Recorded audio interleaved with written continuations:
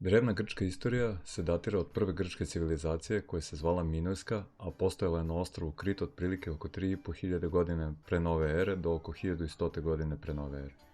Nakon njenog pada, sledeća grčka civilizacija bila je poznata kao Mikenska, koja se nalazila na kopnenom delu Grčke na Peloponezu. Oni su bili ratnička kultura za koju se spekuliše da je dolazila u sukob sa Minojcima i možda su bili inspiracija za priču o Trojanskom ratu. Mikenska kultura je takođe propala oko 1050. godine pre nove ere, nakon čega je u Grčkoj nastupilo mračno doba sve do oko 800. godine pre nove ere. Imamo vrlo malo pisanih dokaza iz tog perioda, pa ne znamo mnogo detalja o tome šta se tada dešavalo.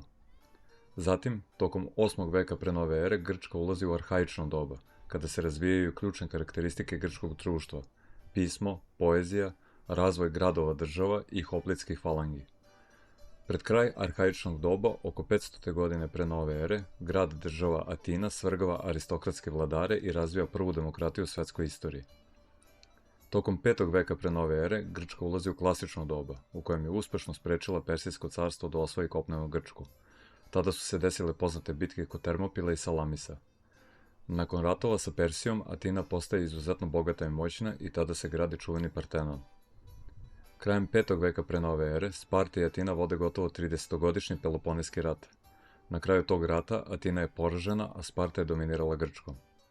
Zatim, tokom 4. veka pre nove ere, ostale grčke države se bore protiv spartanske vlasti i grad Teba nakratko preuzima dominaciju u regionu. Krajem 4. veka pre nove ere, Grčku osvaja makedonski kralj Aleksandar Veliki, a različiti grčki gradovi države gube nezavisnost. U 3. i 2. veku pre nove ere, antički Rim postepeno osvaja i preuzima kontrolu nad Grčkom, da bi je na kraju potpuno uključio u Rimskom carstvu.